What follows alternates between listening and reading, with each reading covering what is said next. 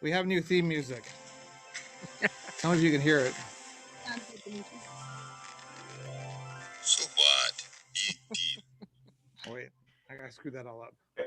Dimitri, you make me laugh.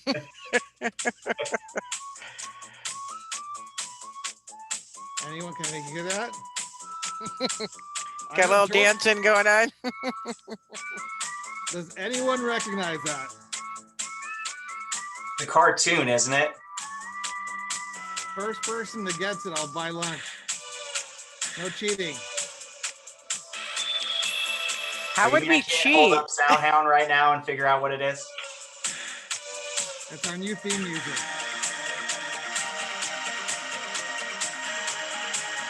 George, come on, you know this. You're from the 80s, it's me.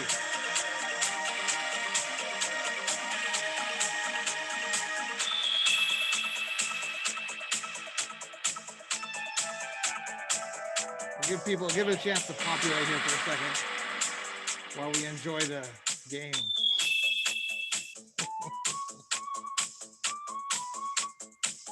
Well, it's obscure enough that SoundHound didn't pick it up.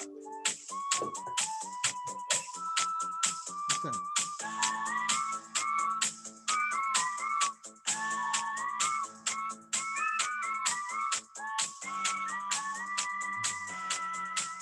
All right, it's 3 o'clock. We should get started.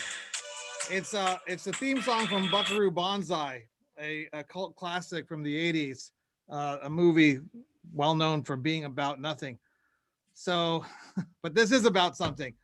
So thank you for joining us out there in virtual land.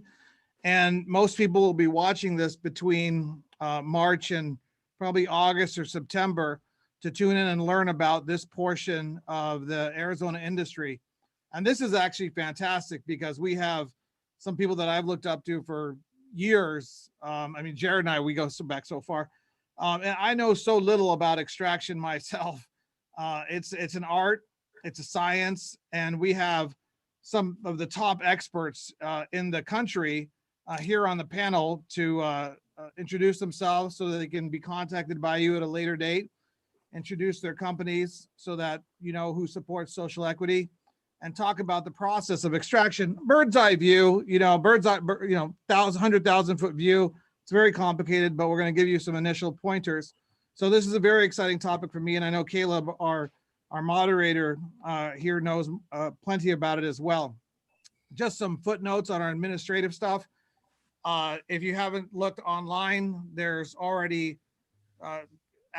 12, 14 hours of webinar of information on there in regards to how the Arizona industry works. There's going to be another 32 hours by May 5th. At that point, we're inviting companies who want to share information with social equity applicants and others who want to learn about the industry to do hour-long deep dives. We have commitments from 22 companies already.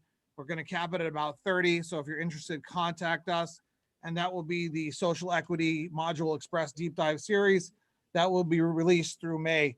We'll have ongoing meetings in person and networking meetings for the social equity applicants and the industry leaders who support them throughout the summer. And as DHS evolves the process of social equity and starts doing the applications, we'll do the final modules with Dr. Will Humble. So we have this all in place. It's evolving as we go. We thank you for your support. This is an exciting project where we get to actually help people. And the industry has stepped up and volunteered some of its experts, which some of whom we have here today, and we're going to get to right now. So thank them, thank you, and let's start moving forward. Caleb, I'll get to you last. We have Dr. Bober here from Scottsdale Community College. Hello, everyone. Hi, I'm Barbara from Scottsdale Community College. I have some trouble with that. You'll get it one day. And Bob. It's Bob. Just like Bob, yeah, with a you don't look like a Bob. Oh, I'm sorry. I can't Anyway, we have a cannabis education program through our business school at Scottsdale Community College. They're 8 weeks, they're online, they're non-credit, so they're available to everyone in the country. And we're really excited to partner with META and have that social equity piece to it. And thank you to all of our supporters out there who are helping us build this program and grow the program. Very much appreciated. Yeah, and well, it's just everything timing worked out so perfectly because Scottsdale Community College is going to have these cannabis training courses for executives, for employees, for staff, and going to be working with all these industry members for the next decade or two. And META is just doing this one project where we're providing education information. So it's all working out just perfectly. And Dr. Barbara, we appreciate your partnership and Scottsdale Community College's support. So thank you very much. We have a few other people that we need to thank. Dr. Will Humble, former DHS director, is one of our facilitators. Jeff Tice, a well-known industry consultant for last years, is also one of our facilitators. We just recruited Allison from Copper State. Is she here? Where's Allison? It doesn't look like she's joined yet. Yeah, if you can email Allison, because Allison's got like a master's degree in social equity theory and policy, and we're finding all these nuggets throughout the Arizona industry to join this program to help evolve it to a higher level so that we can help more and more people as we come up with more and more ideas before the social equity component of the Arizona licensing structure is implemented this fall. So it's really cool to have Allison on board from Copper State. Along those lines, we have Jeff, we have Will, we have Allison, we have Tina from Zuber Lawler. I'm not sure where she's at, but she's a wonderful resource bringing in people from around the country to help participate in this process. So thank you, Zuber Lawler. And thank you, Copper State, and thank you, Scottsdale Community College. And thank you, Weed Maps, who's just a crazy, awesome company. When we told Weed Maps what we were doing here, they kind of said, you had us at hello, and we'll do whatever we can to help. And so it's been a fantastic partnership with them. So we can't thank them enough. And all the other companies that are participating as well, and all the panelists, et cetera, with their time. We are creating an unbelievable resource of information that sits online for the equity, social equity applicants and for other members of the community. So thank you very much. So did I miss anything? Any other admin stuff? Destiny Blanco, the person who makes everything happen behind the scenes, she's parked behind the thank you to our sponsors thing. And Destiny, did I miss anything? Nope, just make sure that everybody is signed up to the website as a social equity applicant student, and we send out weekly emails to you guys so you guys stay updated and with A to Z DHS. Yeah, we have over 1,000 people registered to watch the video series, but about 200 are registered with the 6 questions where they're going to be reached out to by us as social equity applicants for special projects and for special information. Oh, last thing. We're creating a list of freebies. We have like 16 companies that have said, we're going to do this and give this for free to the social equity applicants, which is incredible. I mean, Dama, Copper State, Zuber Lawler, Weed Maps, Alt 36, Proven Media, the list goes on. And we're going to be releasing that soon, which will be the first ever, not just state social equity applicant freebie list. It will be the first ever national social equity applicant freebie list. So you want to be on that list if you have something to offer for free, if your company's committed to this project, this philosophy, because that's going to be so cool. And we were talking about that before we went live. No one's ever done that before. So, I know Canna Owners is participating, but it's going to be a really cool list. So I know Scottsdale Community College is offering scholarships. So Harvest is offering scholarships. So we got to include all that. And we'll get to everything. There's only so many hours in the day. Okay, so without further ado, let's get to our panelists today and then take a deep dive or high deep dive, I'm not sure, into extraction, something I know nothing about. If you held a gun to my head, I wouldn't be able to tell you the difference between all the extraction methods. So please listen to these people. This is some great information. But first, let me ask them a little bit about them and their company. Let's start with Jared, and then Matthew will go next. Jared, you have been in the industry since I have been in the industry. Tell us about Jared, his journey, and Drip and TrueMed, and just. Yeah, well, it started, I think 2010 or so, 2009. I was collecting signatures in Tucson, so I go way back. Since at first there was an inclination there was going to be an industry. I was trying to be involved with it. Always knew I wanted to be a part of this, so it's been great to kind of spearhead it. Being an AZ native, it's my hometown, so want to bring the best of the best to the valley. So yeah, started collecting signatures. Started the caregiver program, like we all kind of were as patients, not knowing where to get our meds. Then transitioned into helping get Bloom started, running their cultivation. Transitioned out of theirs after that. In about 2013, met the TrueMed boys, and we had just the same visions of quality, and it couldn't have been a better match. So started with those boys about 2014. Started extracting all their oil then. It was a lot more primitive back then of how we actually got the cannabis extracted, and it's evolved a lot. So we were dealing with not the safest methods back then. I mean, the industry didn't know any better. So it's been really amazing to kind of see the evolution of it to where we got here. So 2014 started extracting all the concentrates for TrueMed. 2016 we started branding TrueMed's concentrate company, which is Drip. So Drip is TrueMed's concentrates. We did that for the purposes of wholesaling. We're currently in 90 plus dispensaries across the valley. I think we have one of the biggest catalogs available, not just from concentrates, but tinctures, salves, CBD products, vapes. I mean, the list goes on and on. So it's been really fun innovating, keeping up with the newest trends, seeing the newest extractions, seeing the newest ways to medicate, keeping on that cutting edge, and keeping the quality at all-time high. That's, I'd say, the number one priority. So it's been quite an adventure to get here. And yeah, we're doing great right now, and Rec has offered a whole new slew of patients to kind of cater to. So it's really just it's amazing to be able to offer these patients quality medicine. Jared, that was a perfect Zoom intro, complete with a video graphic thing behind you. I need. Well, we have to thank Alex Sternheim for that. So I think you know who did that. Alex Sternheim from Star House. Can you do one of those for Mita? I don't know what's going on behind him, but we don't have a video like that. That's I'll send him your way. No, that's cool. So Drip, you guys, everybody, TrueMed Drip, mom and pop philosophy, mom and pop organization, tremendous credibility in the state of Arizona. Tell us more about Drip. What's the difference between Drip and TrueMed? So Drip is purely the concentrate company for TrueMed. So TrueMed is the cultivator and dispensary. TrueMed is the dispensary name too.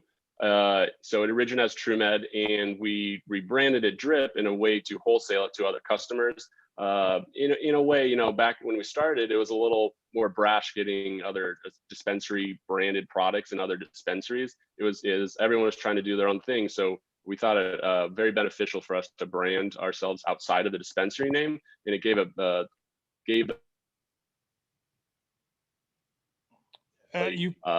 it made it more appropriate and targeted for actually what we were doing, the concentrates. Excuse me.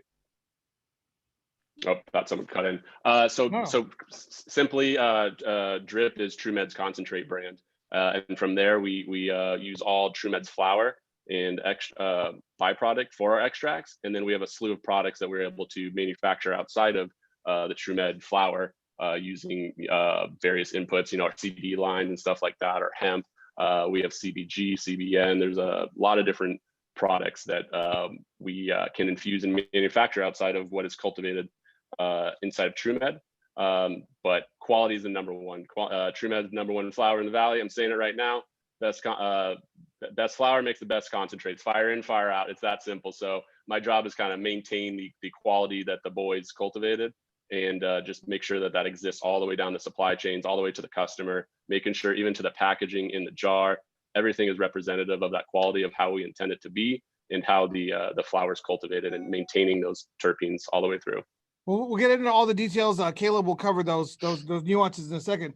Lauren, thank Lauren and Mike for everything they've done for the industry. Tell them I said hello. And I don't remember the father's name. He was a really nice guy. We had lunch once, like 2013. But thank you. I really wish you would have been with us this summer. I told Alex from Star House, the top distributor in Arizona for products, to invite you many times, and it's great that you're here, because people need to know who you are, and this will be seen by thousands over the next 6 months. So awesome. Your story is a great one, and we really appreciate that. Thank you for the opportunity. Yeah. So we'll come back to you in a second. Cool. Matthew Martinez. Are you off mute? Hey, good afternoon, everybody. How you doing? Good. We actually don't know each other, so this is a pleasure meeting you virtually, networking over Zoom. So tell us about yourself and your company. Yeah, absolutely. Thank you for having me. I really appreciate it. Great to meet you as well. My name is Matthew Martinez. I am the Chief Executive Officer of Yes Cannabis. We are a cannabis incubation company based out of Los Angeles. I got my start in the industry back in 2010 here in LA, when cannabis wasn't really a career path. It was more of this side hustle that you did that you didn't really talk about. And over the course of this past, decade or so, my partners and I have really honed in on manufacturing and distribution. We've managed every aspect of the supply chain from cultivation to retail, and have really found our niche in manufacturing products, distributing those products to market, and commercializing new brands. And that's really where we find our sweet spot. That's awesome. Are you guys in Arizona now or coming to Arizona? What's your Arizona strategy? I mean, So we're actually absolutely no. So we're actually looking to expand in Arizona. We're, very bullish on the market. Love the community. Love what you guys are doing, and we're very closely affiliated to Zuber Lawler, and so they've been making some amazing introductions for us in your state, and really looking to take our best practices from here, help you guys along the way, and see what we can do in Arizona collectively. Well, cool. Well, give me a call anytime. I'd love to help you out as well. As we all know, ideas, methodologies, brands, companies will be flooding into Arizona from California and from marketplaces that tend to have more competitive market structures that are going to be, vetting and churning out, the best gummies and the best extraction methods. Where you have more competition, you end up with a better product and ultimately a better result for the consumer. California obviously has more competition than Arizona. So we anticipate lots of people from California, Oklahoma, et cetera, maneuvering over here. Nobody will ever be better than Drip. I'm just throwing that out there, Jared, for you. but he didn't laugh. Hey, it's hard to compete with local grown, man. It really is. And, we really take the approach of coming in and adding value. We don't want to, try to undo anything that you guys have done. There's a unique culture in Arizona, and we just hope that we can add to it and participate in a similar capacity.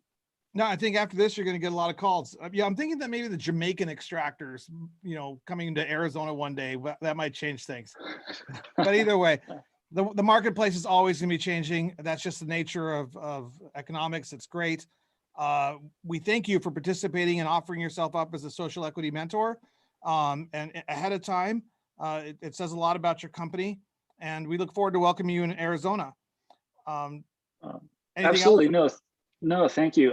Just a quick side note is that I myself am a social equity candidate here in Los Angeles. So, have probably had some shared experiences with some of the people that are listening in, and I'm here to provide any advice that we can. Any of our services are always at the disposal of this organization, and would love to help out as much as possible. Wow. Thank you, Matthew. Katarina Park from the Kindred, from Giving Tree, from a series of organizations. I know her expertise and her credibility. And Matthew, Jared, I'm humbled already, and I'm about to shut up and turn this over to Caleb. But let me real quickly introduce Katarina Park from the Giving Tree, from Kindred. Would you tell us a little bit about yourself, your journey in the industry, and your organization? Yeah, hi. Thank you for having me. I'm the laboratory director here at Giving Tree. I started the beginning of 2015. I just interviewed for a job position here, and like the owner wanted to start up a lab. So she basically gave me, a room, which we are still in now. We're moving out of there soon, but yeah, and just, said to, go at it, try to develop a lab and develop brands and new products. So I came from pharmacology field, formulation chemist. So I got to apply a lot of what I've, experienced and developed at my previous job to the cannabis industry. So a lot of the products on the Kindred line are, formulation based. So, we strive for high quality, also consistent dosing with our Kindred brand of products. And Catatonic is also under Giving Tree umbrella. It's the isolated crystals is a method I developed because we use CO2 along with a binary solvent system to create those. Yeah. You threw me off there when you started talking about some of that stuff. We'll get to those details later, which is like more of the technical stuff that Caleb understands. Kindred, Giving Tree, Catatonic, any other companies or brands that you guys are doing? No, those are 2 brands right now. We're working on several others to come out in the future. Excellent. Yeah, Kindred, of course, is spreading nationally. I don't know Catatonic that well, but I know Kindred is making inroads across the country. And I think that you guys have a wonderful team. And I see that being as one of the big brands coming out of Arizona, as well as Bake Bros and Drip and some of these other companies that are doing things right and moving forward. I never thought I would meet a formulation chemist. I don't even know what that is. So where did that come from? Where did you come from? Yeah, I mean, it's a lot of pharmaceutical based. The lab that I was in, it was FDA regulated, so we are a GLP laboratory. So coming from, I worked there for 11 years. So coming from that to the cannabis industry was like night and day. It was kind of like the Wild West out here. You could, the regulations weren't tight at all. So it was eye-opening, but it allowed me to have the freedom to create different products. Wow, that's so cool. Well, we look forward to hearing more about Kindred's journey, about Giving Tree's journey, about your journey, and introducing you to more individuals out there. Thank you very much for joining us. I'm embarrassed by the level of expertise here. I need to move on quickly and get myself out of the picture because you guys are going to start talking about things that I just know very little about. Real quick. So thank you, Katerina. Let me move on to George and then David. George, tell us about yourself and then your company, and then we'll move on and turn over to Caleb.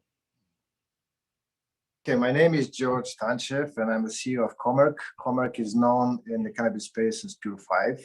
Comerc has 25 years history of building custom extraction equipment for the fragrance and flavor market. So these markets are known as terps in our industry, and pretty much extracting over 150 different herbs. All this history of knowing the herb and knowing what to extract from it, and what technology to offer for extraction of certain ingredients, we built a huge history of background, what ingredients to extract with what type of solvent.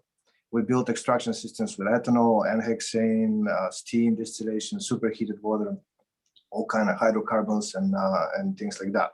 As soon as the target ingredient is extracted and properly delivered to the customer, that task is completed. So about 6 years ago, we got into that wild industry because, and we offered a machine for that industry. So we took kind of a wild approach too, because we offer the technology that nobody heard about that before, extracting with R134A.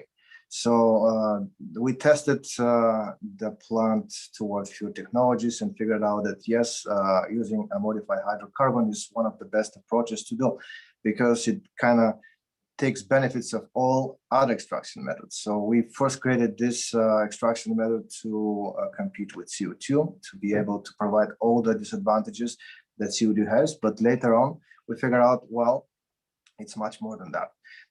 We preserve pretty much the value of the plant and add more to the quality, especially creating great products.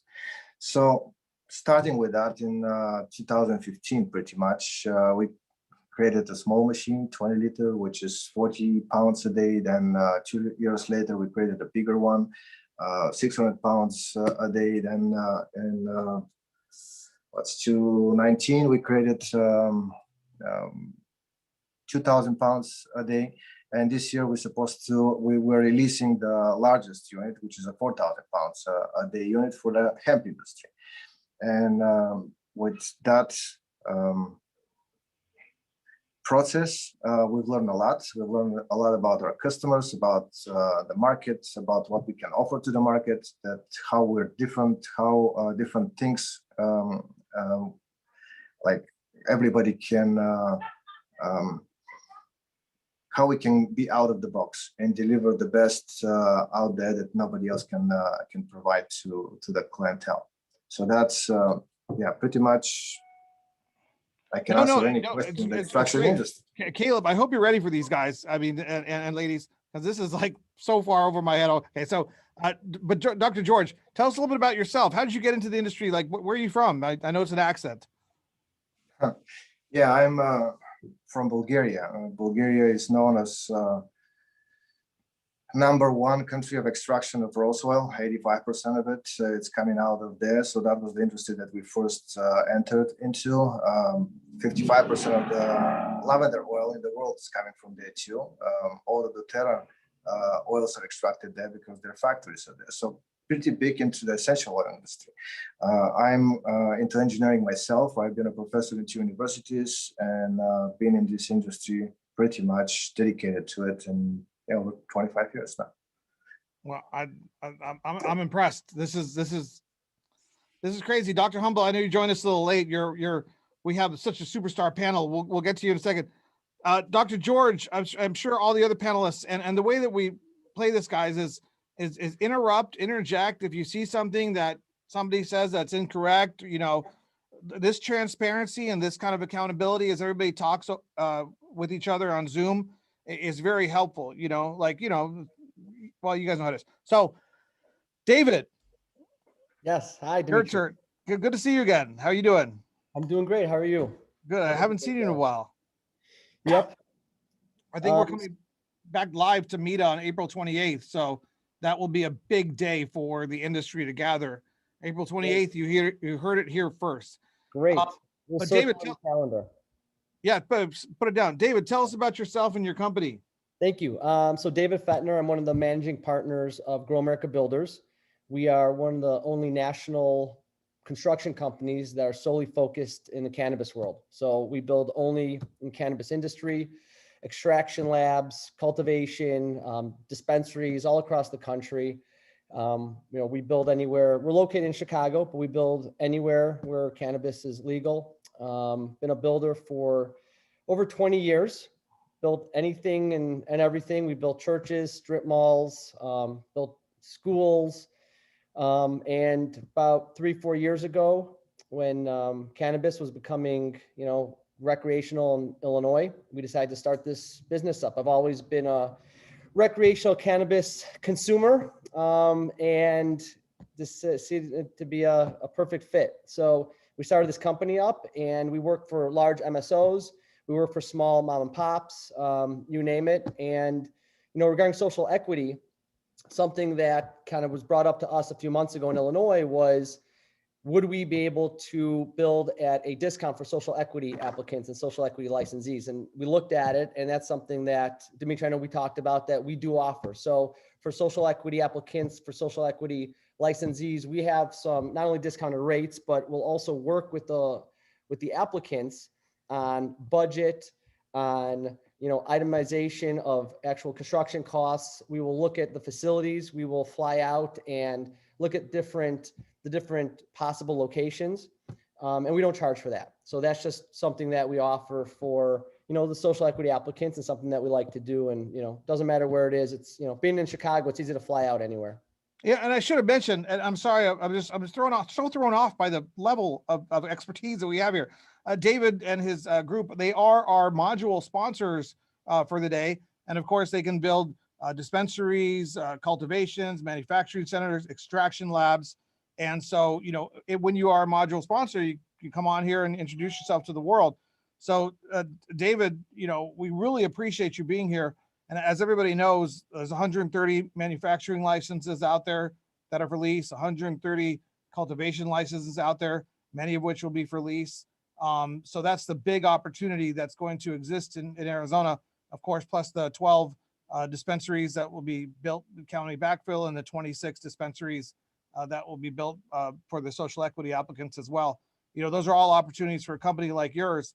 Anything else you want to tell us about what you guys do? And we will include in that freebie list a summary of what you guys are offering for the social equity applicants and weed maps and all the other companies. So as soon as I turn it over to Caleb, I'm actually going to go into our master document and put your name so that we can make sure that we know. So thank you. That's great that you're willing to do that. And of course, any other companies, please contact us. You don't need to sponsor us. Anybody who has a freebie out there, we are creating a master list, and I'm certain that it's going to get shared nationally. I just feel it. But anything else you want to tell us, David? No, that's pretty much it. Just you name it, we can build it, especially in the cannabis world. So I'm just excited to, enter Arizona, especially in the winter. We got out there a couple times. It's nice to get out of Chicago for the winter, but no, anything and everything, we'd love to be able to build it, especially, get out there with you guys. No, that's fantastic, David. There's going to be so much building in Arizona, and it's good people have a resource. And I love what you're doing with social equity. So thank you for supporting our project, and thank you for being here. Yeah, thanks for having me on here. Yeah, and feel free to jump in, ask questions of these guys. You're one of the panelists, facilitators today. And real quickly, let me introduce our last facilitator before I get to Caleb, who's helping facilitate the whole program. Just to say hello and see if he wants to bring anything up. Dr. Humble, the individual who created the medical marijuana program. Jared, and I remember when we were afraid of this man. We didn't know what he would do and where he would take it, but he created a great program for Arizona. Thank you for helping us with the social equity educational aspect of what's happening with Prop 207. Any comments or thoughts? Yeah, no update yet this week, Dimitri. I got my ear to the ground listening to my former team as they, get ready to hopefully start building the rules pretty soon. One of the things I'd like to see them do is to put together some focus groups from people in the industry so that they get some, which I found, valuable when we were doing the medical marijuana rules back 10 years ago. But hopefully I can get them to do some focus groups, which maybe we can populate with some of our participants so that they can get some information from the field about specifically the criteria they're going to use to select, what qualifies as somebody who has had a disproportionate impact from the criminal justice system related to marijuana laws, et cetera, and social equity piece. So we'll see. We're still a few months away. I'm certain of that, but I'm always happy to participate. And I learn something every single week. So get ready for this. I mean, we have like scientists and scholars and academics and the level of talent here. So with that, David, thank you for joining us as a module sponsor. Please stay on, interject, ask questions, and panelists ask questions of each other. If Jared says something that's way off base, which he won't, Matthew say, hey, what's up with the CO2 thing or whatever, I won't pretend to be able to make a joke on this subject. Caleb. That was an okay joke, Dimitri. I'll say maybe a slow clap on that one. So yeah. Thank you, Dimitri. And thank you to all the panelists for being here. A big thank you to all of the sponsors that helped to make this happen. David, great to meet you. I've heard great things about your company. And that's just tremendous of what you guys are willing to do for all the social equity applicants and all of those aspiring entrepreneurs that are where we were 10 plus years ago. So thank you. It's appreciate everybody being here. Without further ado, I want to go ahead and dive in. I certainly have quite an extensive knowledge of extraction, but nowhere near the wealth of the panel here. So I'm going to learn a lot today as well. So I'm really looking forward to diving in. So I'm going to go ahead and share my screen just to kind of keep everybody up to speed. We got a presentation that's going to kind of generally guide us here. So we are now in week 8 of the program. We've gone through and talked about social equity licensing, done a history and a background. We've talked about how to structure your deal and some of those important administrative things. And we've gone through the various revenue lines and the various aspects of the vertical between retail, cultivation, And we talked about the products last week, and this week is really that deep dive into what is extraction methodologies, and what does that mean when you say extraction? That could mean 100 different things to different people. So what does that mean when it comes to cannabis? So today we're going to answer that question for you, hopefully. I'm sure we'll have a lot of answers there. We're going to talk about some extraction methodologies and how that's kind of evolved over time. It's hearing that intro from Jared of just seeing the differences and the things that he's done. I'm really excited to hear about that evolution, and George as well too. Wealth of knowledge with you, Dr. George. We're going to talk about the different types of extraction concentrates, so the end products. The decarboxylation process. What is that? Why is that important? And then lastly, we're going to touch on Prop 207 compliance, some of those things that ultimately our industry is compliance driven. And so it's important just to get everybody up to speed on some of those things that are specific to Prop 207. All right. So at the end of this module, all of the attendees will know at a high level the science behind preparing extracts for marijuana infused products, how to decarboxylate in order to prepare a variety of concentrates, and the Prop 207 compliant shapes, molds, and packaging. So without further ado, we'll go ahead and dive in. So what is extraction? I want to ask Jared, if you could explain, what does extraction mean to you?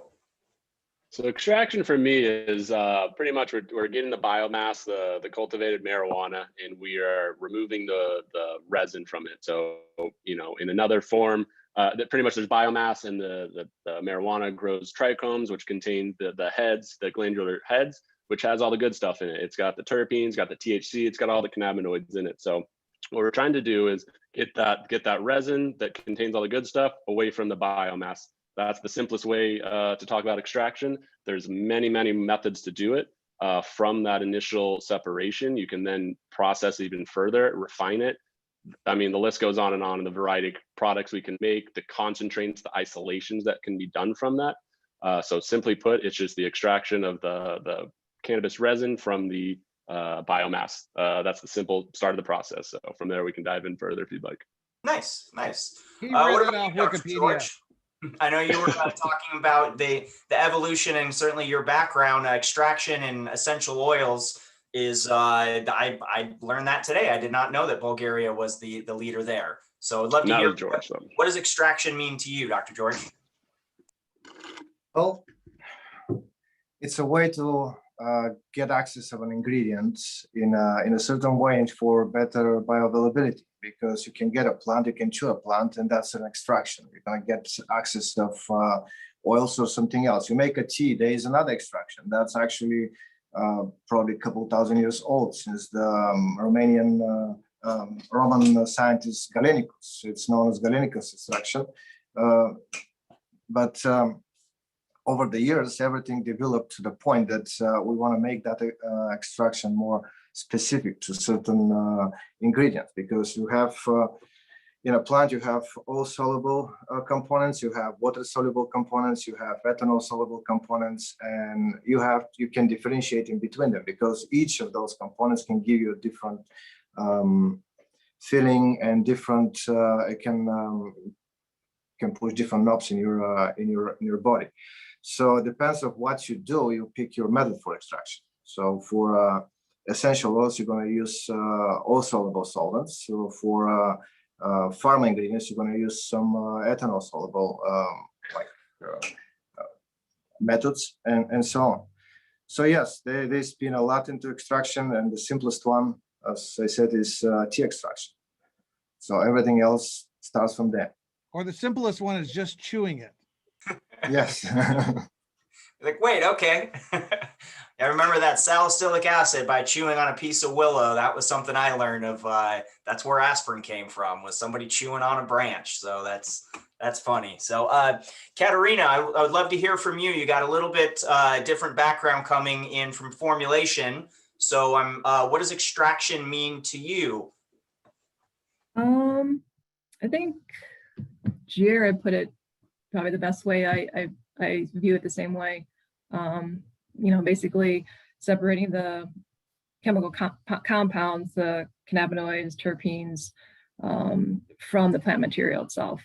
So just having that first separation is where you start. Nice. All right. So I'll go ahead and turn over to Matt. I'd love to get a perspective from you on what makes this a science and an art.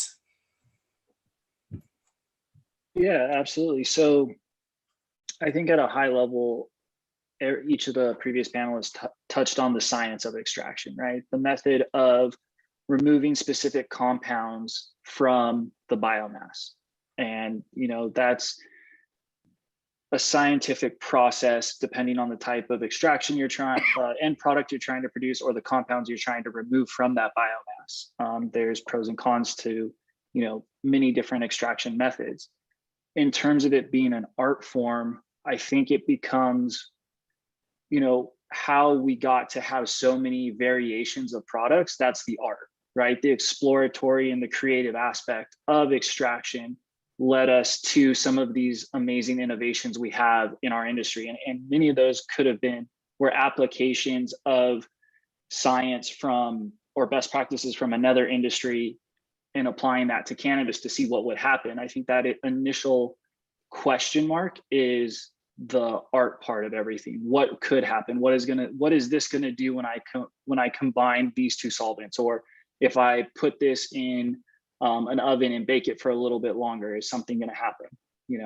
For me, that's the art form, and being able to apply these skills for a specific outcome.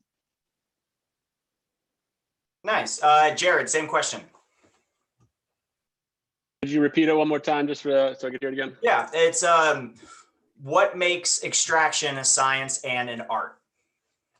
Gotcha. It's a great question. So obviously inherently a lot of laboratory stuff involved with it, which makes it the science, the landscape, and what you're able to do it from. The science is any sort of manipulation of a biological material that's had an original form. You're taking cannabis flower and then you're deconstructing it pretty much into whatever form you would like to. So inherently there's going to be mechanical, chemical separations that you're going to be doing, as well as different solvents, pHs, temperatures, lots of different manipulation of that resin to get it to where you want. So I'd say inherently there's a lot of science in that. I've come from a cancer research background, actually, microbiology, did DNA and RNA extractions on the lab bench for about 3 years, and then was moved on to the cannabis industry. So it's very interesting to apply a lot of the stuff learned in that space into how it evolved in the cannabis space, which really wasn't defined. So a lot of things were carried over, safety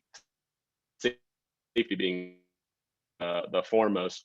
On the artist side, it's kind of like we could give everybody the cookie recipe, and you go find your own ingredients and you kind of prepare cookies a different way, and everybody's going to come to the table, come back with a little bit different cookie, and that has to do with your starting input, how much of the input you're putting in there, the times. So there's lots of decisions an extraction person or in the lab you're making. It's not written in stone. It's very things are still being figured out. There's no one way to skin a cat, let's say. So all those decisions leading up to getting to that final product is the artistic point. When do I put off heat? When do I put it on heat? How much? Add this. And so there's a lot of decisions that go all the way to that final product. So inherently, that's where I think the artistic form comes from. It's really fun seeing what others are doing and then trying to do it another way or to manipulate some other way. And that's what I have a lot of fun of. I'm like, okay, let's see what you could do. I'm gonna do it kind of better. I'm gonna do it different. And I pride myself in kind of seeing the landscape of the cannabis space and pioneering products and or getting ahead of knowing where things are headed. So that's where I have a lot of fun. Nice. Yeah, I love the cooking analogy. I mean, it's my fiance is an amazing cook, and I could have the same recipe and it'll never turn out as well as she does it. So yeah, I really love that. So Katerina, I'd love to hear the same from you as well. As you're going into your formulations, and Jared was talking a lot about decisions. Tell us kind of a little bit about your process of how you see it as an art and a science. Yeah, so it's really both, and I really like the art part of it, the artistic part, just because you know, there's a lot of different methods that you could apply. You know, you can get to the end point several different ways. So, you know, there's a lot of creativity involved as well. But, you know, with CO2, you know, there's, you know, some limitations with CO2 with the end products compared to hydrocarbon. So, you know, I haven't worked with hydrocarbon at all. I've always only worked with CO2. So I got to develop, you know, from the beginning, you know, just extracting the oils and you know, process that to different concentrates. And just developing that process is, you know, something that was very exciting and, you know, for me to do. Awesome. Awesome. I love hearing about the process.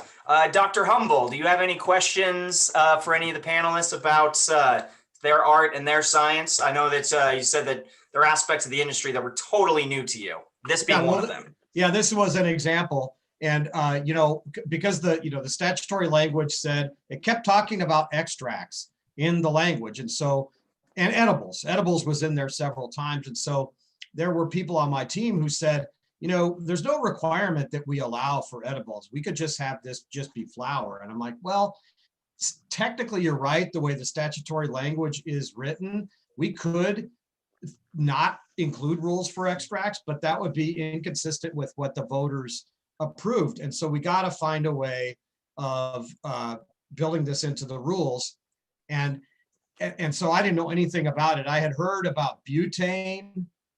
You know, I don't know. I still don't know that much. I'm going to learn a lot today. But like, I know there's butane extraction and CO2 extraction. I can remember at one point we had a discussion about whether we should like prohibit butane extraction because we didn't want to make big fire risks, because there was real questions at the very beginning about whether fire departments would be willing to go in and do fire inspections like they do at other facilities. I know that's no longer an issue, but in the early days, there was questions about, can we send our staff to a place that's in violation of federal law, that kind of stuff. So,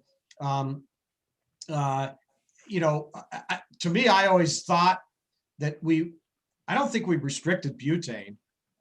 You guys would probably know better. You would know if we restricted that. Yeah, but I was hoping that most people would use stuff that wasn't flammable, you know, so that we didn't have fires. But in the end, I think people just no one wants their place to burn down. So, you know, I'm assuming if anyone's using butane, that's something that they're controlling for.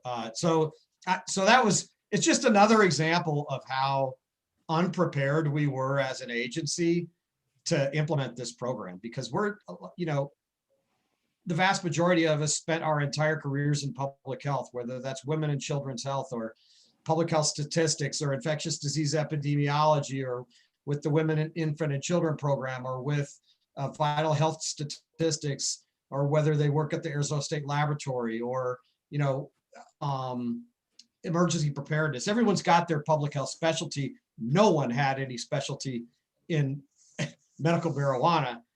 And we had 120 days total to write all of the regulations. So it was a real foot race.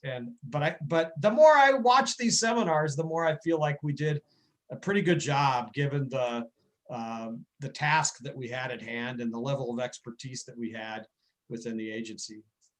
Well, I would agree with you on that, Dr. Humble, and a big thank you for helping that decision at that point in time to allow everybody on here to be here and let that aspect of the industry develop. Thank you for helping to see past that and nix any talk about it being flower only. Yeah, and the public health reason for that was that I had staff that thought that in other states, remember Colorado had gone before us, is that when it comes to extracts, that's where the emergency department visits come in for people that are dosing way too much. For, you know, they take some edible and they don't have an effect fast enough, so they take more, and then they're laying on the ground and someone takes them to an ED. And so people were telling me, well, the way you prevent that is we just won't let them do edibles. And because if you smoke it, you know the effect right away and you can stop without letting things get out of hand. And I thought, you know, we got to find a way to look, the voters, that was my guiding principle through the whole time was like, look, let's just read the plain language in the act. What does it actually say? And let's do that. And that's, if you can remember back to 2010 or to early 2011 in the media reports and so forth, I kept saying, look, the voters approved medical marijuana. We're going to try to deliver medical. The voters didn't approve adult use. Now they have, but this is 10 years ago. And, you know, they approved medical. We're going to try to make it medical. And a lot of those stakeholder meetings, if you can remember those meetings at ASU that we had that were like free for alls, people were like so pissed off at me saying, you know, it was the free the weed crowd that was there. You remember, and that we were super unpopular for trying to keep it medical. But I kept saying, look, if you want adult use, run an adult use initiative. You guys ran of an initiative on medical. So we're delivering medical and you can get pissed at us for it, but that's what the voters approved. Caleb, if I may real quickly. Yeah. You know, Dr. Humble provided a nice segue. I'm very good at putting myself into the shoes of a know nothing. You know, that's my thing. Butane, CO2. I know you have an agenda, but maybe we can get into the types of extraction because I don't even know the difference between all the types of. Yep, that's exactly where we're getting into. And I think Dr. George would be a wonderful person to discuss about that here on the next slide. And certainly from a safety aspect, I know that's a big focus of his. He's developing his machines and it has to have safety ultimately. So we'll get into, I just want to show on the slide to everybody, 3 primary categories of extraction methodologies, which cover a whole lot. We got hydrocarbons, we got CO2, and solventless. So I want to go ahead and pull that down. I'll turn it over to Dr. George to give us some of his expertise on, let's say, take hydrocarbons. I know that is an area that you've been involved with for length of time. Well, everything in nature works very simple. So the simple science in there is similar extract similar. So everybody heard about polar, non-polar solvents and all kind of other stuff. The oils in the plants are usually non-polar. The thicker compound become polar and we don't want to really pull them like waxes and lipids and all other stuff. So that's why choosing a non-polar solvent is actually preferred for extracting oils. And usually hydrocarbons are that non-polar solvents. While CO2 is a polar, but put under that over 600 atmosphere pressure becomes non-polar and it can behave as either one.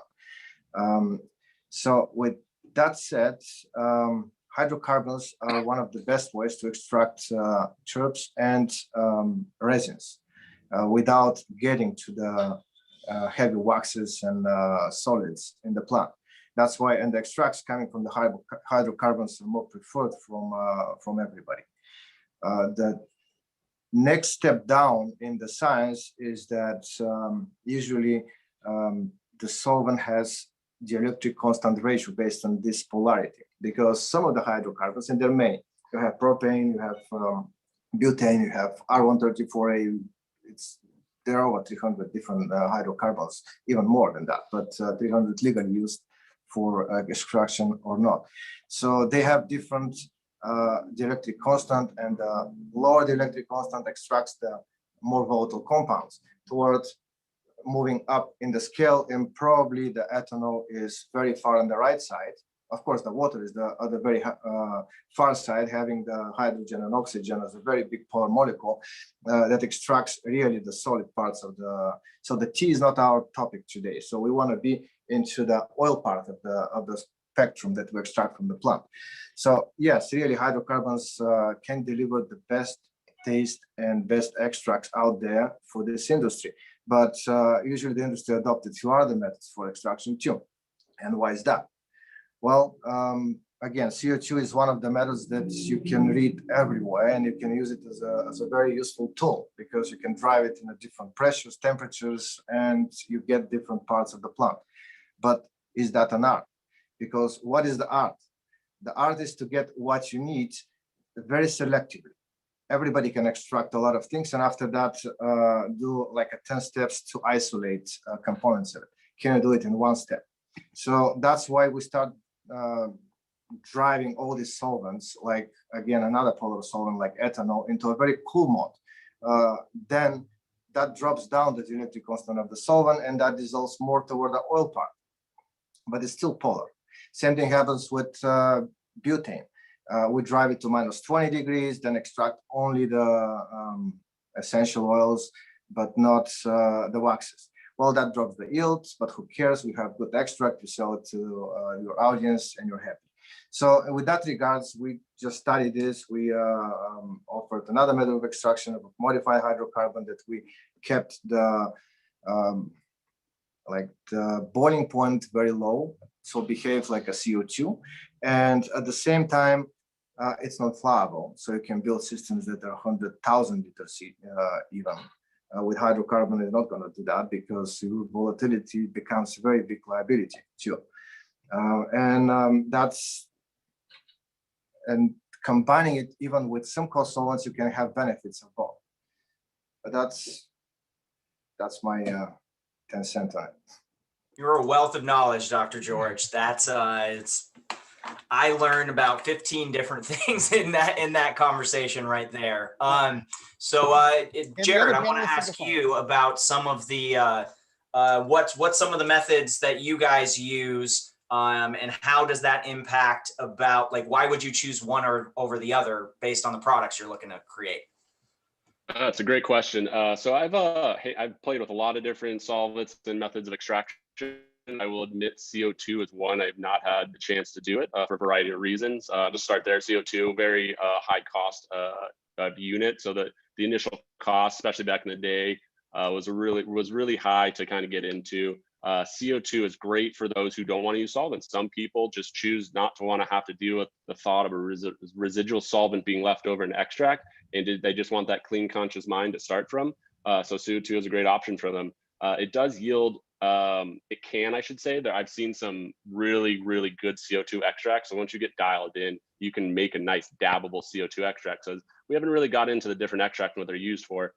Drip, we're huge into the smokable concentrate. So we're talking about dabs and concentrates where patients are medicating. They're trying to mimic the plant profile. So it's our jobs as Drip, and what we're trying to do is to concentrate the flower form, the same ratios of cannabinoids and terpenes, and to concentrate that as best we can, maintaining that same ratios of everything, just without the biomass. So we, for that reason, CO2 is not a good option for us. There's a lot of things you can encounter CO2. There's water you have to deal with. Sometimes you have to decarboxylate the material ahead of time to get a better yields. Run times are really long, et cetera, et cetera. Great for edibles though, you know what I mean? Like there are definitely pluses and minuses, but moving on, we're heavily into butane extractions, hydrocarbon extractions, butane propane blends. Like Dr. George started off, it's an excellent solvent for the cannabis industry. The non-polar nature of butane is a great candidate to pull the cannabis resin and terpenes, and it's very, very selective in what's going for. So it's really going up those non-polar items. So we can be assured, especially when you're doing, like you said, the -20 Celsius, we can leave the plant waxes behind and really be rest assured once we purge the butane away and propane, if you're using that blend, that you were just going to be left with the cannabis resin and terpenes. So it's one of the cleanest, most effective, highest yielding methods to do it. And it's very easy to remove butane. So it's been a big proponent for us to choose. There's a variety of ways to get it done. The other things that have to be considered with using the propanes and solvents is retention times, run times, size of your extractions. Because we are a higher niche quality, we really are looking for the top end product. So it's not really yield or quantity what we're going after. We're really after going for the quality. So we're trying to maintain that more than anything. So it's quality, and then it's yields. And then once we can do that, it's all about scalability after that. So butane has been a big one. Ethanol is a great candidate for some people. It does not make a good smokable concentrate. I'll say that. Some have tried, some are still selling it. I'll let them talk about what they'd like to. It is very difficult to get ethanol out of the concentrate resin because it has a slight polar nature to it, and it wants to pull water. So if you're not careful with the extracts, you can be pulling other soluble items through that. It is a great for distillate production. It is one of the best solvents that we have right now for just straight extractions from biomass. So if you have thousands of pounds of biomass hemp, we've seen this where it really took off, where you have acres and acres of hemp, and okay, we got to extract a lot. We have to extract all of a sudden. And as Dr. George referred to, having 100,000 liter butane extraction is just not sane. I mean, it's just there's a lot of inherent dangers that bring with that. So using a lower boiling point and flammability solvent like ethanol, there's big vats and reactors that are made where you can wash hundreds and hundreds of pounds of cannabis with ethanol, recover it very safely, and then you can have a crude product. Once you boil down recover the ethanol, you can have a nice crude product that is great for various products. It's not going to make the best smokable, but it's one of the precursors for distillate and RSO and a good crude oil that can be distilled, refined, and isolated into further compounds of what you need, mainly for manufacturing. You're not really, like I said, you're really not going for that smokable. It's a lot more for the manufacturing process, but that's where ethanol is really taken off.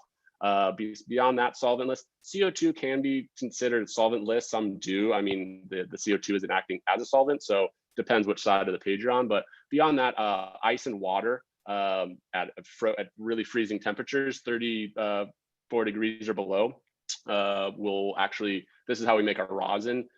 Mix ice water, and the biomass, and it freezes the trichrome heads. And what it does is the ice freezes it, knocks off the trichrome head. So we have this gland, and then we run it through different bags, which are different micron sieves, and we're able to isolate just those cannabis heads. In that cannabis head is all the terpenes, cannabinoids, all the good stuff we want. So actually, after we collect that, we've got the cannabis glands away from the biomass. So we can collect that, freeze dry it. We're able then to pack it into a rosin bag, heat and pressure, and squeeze out all the resin, leaves the waxes behind, get one of the most high-end quality products you can do using non-solvents. So that's a little intro for you. Wow. Nice. Thank you for that. So Matt, I would love to hear on some of the clients and products that you've helped to develop and helping to commercialize. Is there one type that you're seeing more than the other? I would love to get your perspective on different methodologies and kind of what you're seeing. Yeah, absolutely.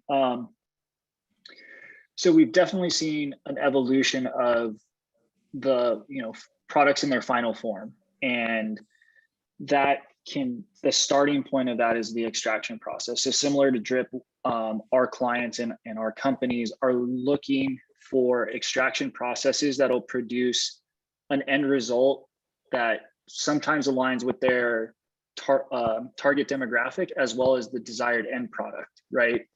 So we have a portfolio company called Jenny's Rose that's a medicinally focused organization that specializes in a unique ethanol extraction paired with a novel decarboxylation process, because they have a theory of homeostasis within the body. And they believe that some of those plant fats and lipids will help balance out your body internally and can lead to a more, medicinal effect in terms of wellness. We also have another portfolio company called Huga that specializes in hydrocarbon extraction and solventless extraction. And they're really focused on the premium connoisseur grade dabbable products. And so those are probably, here in California, we're seeing a huge trend on the solventless side. And it's kind of fracturing out to be a front runner in terms of a connoisseur grade product. And then we're seeing another split on wellness focused or infused products that are trying to capture the entire profile or preserve the integrity of the cannabis plant in the product that they're presenting with an alternative delivery method relative to smoking. Nice. Yeah, lots of cool developments, and it's always changing. Certainly see that in Arizona as well too, with the solventless gaining traction, smaller yield, smaller batch sizes. It's just more, it's a more involved process and more steps in the process to get to that point. So yeah, definitely seeing that it's as the industry is maturing, you're seeing more of those kind of niches products, of just like in any other industry, of like, this is, we're starting to tailor more for specific kind of customer types and what their ultimate experience wants to be. Katerina, I want to hear from you. I know that you said that you had started with CO2, and make sure I'm remembering that correctly, that was the primary method that you had been involved with. So I'd love to get your kind of perspective on CO2 and how you've been using that in your formulations. We're going to get into different product types here next after this methodology. So just heads up, that's coming up. Yeah, so we primarily use CO2 here. We have that EPEC system. So with CO2, you can, pull different fractions. So basically the first fraction is terpenes. So isolated terpenes are pulled out. The second and third fractions are the content within each one is different. So the cannabinoid and terpene profile for the first, second, and third fractions are all different. The second fraction mainly has a lot more lipids, heavy lipids. The third fraction has very, very light lipids, and it's primarily THCA. So with those three different fractions, you can kind of manipulate what kind of end product that you want. So, I was able to create different methodologies with knowing, with those three fractions, I can develop oil for edibles, I can develop concentrates, and I can develop isolated, isolates. So. Nice. Yeah, it's the second time I've heard dial it in. So that is one thing just to keep in mind for anybody going into this. There is always going to be a learning curve, even with new equipment, new manufacturer, certainly trying a new method. Expect that there's going to be a learning curve, and cut yourself some slack as you're dealing with it. Start with small batches so you don't get too far along and end up with something that you certainly were not trying to go for. So we'd love to ask David if he's here to be able to answer a question, just to see like what are some of the type of facilities that are being built more so? Like, are they seeing more geared towards the butane, more towards CO2? I didn't know if he was still here with us to be able to answer a question. Well, we'll let him come back. Yeah. Okay. Well, we'll come back to that. So, all right. So let's go ahead and continue on. Thank you, everybody, for your input. This is a phenomenal discussion. So we are going to go, becoming the Zoom master here. Types of products. So the next one is types of extractions and concentrates. So kind of a high level, we've talked a little bit about a few of them, both BHO and CO2 dabs, vape pens, tinctures, bubble hash, rosin. There's a whole lot of different options that you can go. So I would love to hear from the panel. Let's, Katerina, on some of the new products that you've been creating, on how do you make your decision on what you want to produce?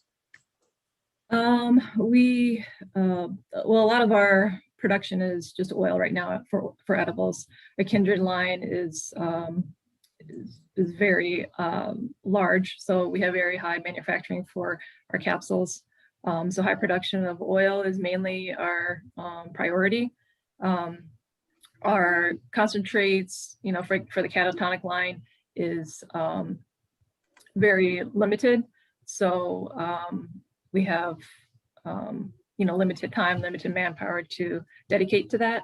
So, but what we do dedicate is, we try to have the highest potency, the highest quality isolates out there for the catatonic brand, which is our THC pre-rolls, our Terps on the Rocks, and our diamonds. Okay. Okay. Thank you.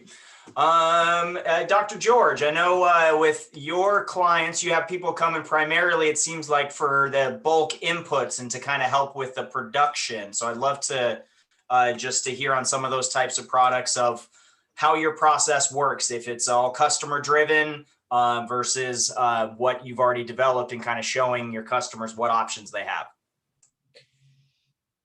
Okay, so I'm looking at your list here in the slides. So we've done a lot on developing vape pen oils, and we developed a number of recipes of doing those. Of course, keeping the acid phase is one very necessary thing, especially if you make that products. But also we try to keep that into the vape products. You know, even the vape pen doesn't go over the 350 degrees, so it can turn for a very quick time the acid phase into light alcohol phase. It's still valuable to have let's say 50% acid, 50% decarb material, and quite some amount of terps. So we had a few objectives over here. First, to make a vape without any cutting agent, because the cutting agents that you use usually are lipid oils, PG, VG, which are not good in the long term. They deposit in your lungs, and there were some cases reported of casualties. Even that is not good if the person uses that very often. So that's why our target in the last year was developing a methodology how to do vapes without any cutting agent. To, just draw the light terps and cannabinoids with the boiling point below 160 degrees and not going over the boiling point of 200 where the lipid oil resides. And we had some success mostly with the hydrocarbon, our hydrocarbon extraction, doing either live resin. Usually the live resin you get, keep with a consistency of 20-30% terps and about 60% cannabinoids, perfect for like liquid consistency that can flow in a vape easily, and it can brings the best experience for the user as smoking the actual plant. And you can do that even from lower grade trim and higher grade to use for smoking. We also did explore a recipe that we kind of run acid phase, after that decarb the material and run the decarb material also through the same process, and keeping everything into the like drain the extract from decarb and non-decarb all together, so it organically mixes together. So different recipes, we had very good response to those. I can share those always with COAs and methodology how to do it with anybody interested. So yeah, that's been pretty much our development in the last year. Nice, nice. So you sounds like you responding to the market, you have some input from customers, you have ideas that you kind of go and develop, and you can see this is a need that I see in the market, and we fulfill it in order to provide that for your clients. Yeah, our target was strain specific. So they have to experience the same strain, they extract, and in the same day they can put a label on the vape that this is the strain they extract. And their customers should experience the same thing, smoking the flower and tasting the vape. So this combination was really working very well for us. Nice. It's all about that end experience ultimately with all of the products. Is that's why the products are being made, is for that end consumer. So Jared, same question to you. I know you got a lot of products you've developed, things have changed, evolved.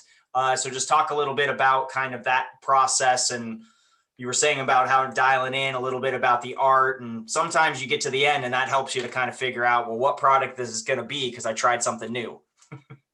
Yeah, exactly. It's really fun when you first get going, you start tinkering and you see, oh, if I do this, I get this kind of thing. And as an extractor, your whole basis is a culmination of those experiences pretty much. So no one really told you what it does. It's kind of like, well, you show it to yourself kind of thing. So as an extractor, constantly trying things, observing, and then going back and redoing it. So inherently it's the going back and then, oh, let's do this again. Well, I know it did this way, so where can we go here, and making decisions. But yeah, like I said before, I've proven myself as someone who is a pioneer in the industry and seeing where products are going. understanding what is, what people are doing, and knowing how to, the newest trends or how to do it better kind of thing, or dissecting it and understand, like I said, how we can do it better. But yeah, as products are created, it is a result as the demand from patients and as the industry as a whole. Years back, there really wasn't a good vape cartridge. Everyone was using propylene glycol, everyone was cutting it, or they're putting RSO in a cartridge. I did see that in LA. I mean, it was very primitive back then. So, it had to exist with what the knowledge then, but also with the current science and understanding and where those things are being, a lot of the stuff in cannabis is pulled from other industries. So pretty straightforward. The first e-cigarette that was actually in a vape cartridge, came from like the e-cigarette industry, propylene glycol. Like, how are they getting the nicotine in there? How can we vape it? Well, vaping's safe. And so there's these understandings that we reasonably accept safety when someone else is doing it. And so we try to mimic it and make sure that we're not trying to cause any other issues or harm. But inherently, we've seen a lot that's come from that, solvents and cutting things. And, like George was saying, the best cartridge we can do is not using a cutting agent at all. Pure live resin. There's a variety of ways to do that. I'm sure everyone is familiar with distillate. For those who aren't familiar with distillate is pretty much the crude extract of marijuana that is then fractionally distilled by vacuum distillation, and it produces 85%, 90% plus pure Delta 9 oil, which is, THCA is it will crystallize in its form, but the decarboxylated version of that is actually liquid in form. And depending on the viscosity of that oil, which is how liquidy or how the flow, if it's low viscosity, it's got a lot of flow, low flow. So depending on that and your terpene blend, you might just be able to put that into a cartridge immediately right off the top. A lot of this has to do with the hardware that we currently have available to us too. Everyone's heard of C-Cell for the most part. If you haven't heard of C-Cell, it's one of the purveyors of the vape cartridges, the most prevalent one on the market right now. It's a very good product. It does inherently have its drawbacks depending on what you're trying to do. For distillate, it's a great product. For pure live resin, that device might be a little more brash because of the heating element inside. Again, this trickles down to hardware. C-Cell, for example, is burning out at 9 watts. So the resistance in the power of that cartridge is pretty low, meaning it's got a high power output. So for distillate, it's pumping out a good amount of heat. So it's good for the distillate to cook it, to get a vape, to be able to vape it. For live resin, in my experience, the low viscosity, it's just too hot. It's going to burn through that. There's no way to buffer the heating atomizer coil. So some products are evolved with putting other, not dilutants, but let's say distillate. You can add a little distillate in there, make the viscosity a little thicker, and it enables the atomizer to burn through that oil without torching it, without burning the taste of it. So there's a lot of playing around with that, finding the right ratios, what's working right, not only in your concentrate mixes, but also then going to your hardware and devices and seeing what that's doing there. Another device from C-Cell is we're PAX, as you see in the background.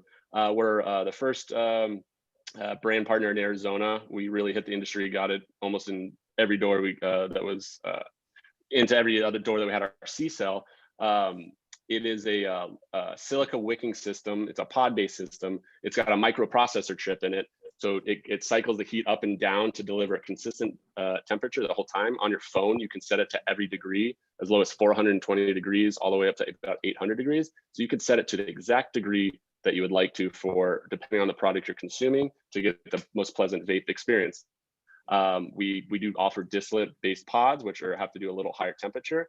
But our most prideful product we have is the sauce pod, which we put straight live resin, the terpene layer from our live resin sauce, which I can explain a little further. We put that straight into the pod.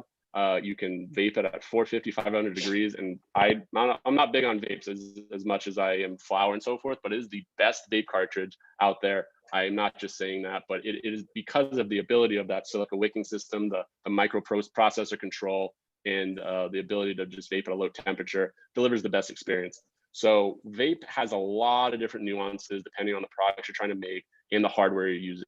I mean, it is very trial and error with what you're trying to do in your inputs and starting materials.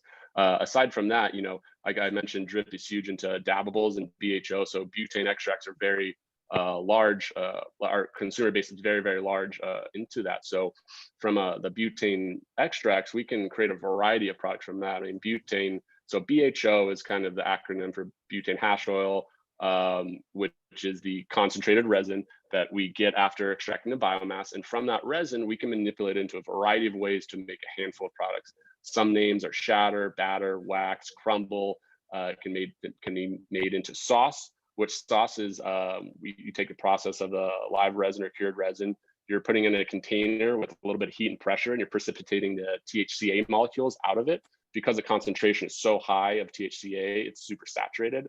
So with the removal of the solvent, you find the right layer where we get a little crystal formation. And because there's so much other THCA there, it's gonna, the THCA that's available, it's gonna crash down to a little diamond like right over there. And so what that does is it crashes out the THCA, it pulls the THCA out of that remaining layer in the volume. So the bottom layer will be THCA. The top, what that does is removing the THCA from that liquid layer, but it's concentrating the terpenes that are already there. Since we're taking something out, we're inherently concentrating the rest of it. So that top layer, you still find about 50% THCA, and you get 15 to 25% terpenes detectable. That's what the lab is finding. Not to say there's not more in there, but that's what we actually have standards for and the lab is finding. So that's what we call our sauce layer, our HTE. We'll take that liquid layer and we'll put it under our cartridges. We have a live resin C cell we'll do that with, and we have a live resin pod. So that's one of the best ways to medicate in the vape, I believe. Like I said, that we'll leave the mix, the THCA mixed with the sauce, and that's, we call that terp sauce or sauce. That's another very, very popular concentrate. Aside from that, I'd say batters are probably number one. This was a shatter market not that long ago. I was playing with shatter. There's a lot of nuances that come with it, depending on how wet your material is, what temperature you're purging at, how long you're purging it. You do it too long in the vacuum oven, you crumble it. You can start this process of deterioration. Let's say where it's not the most stable product. Let's say so.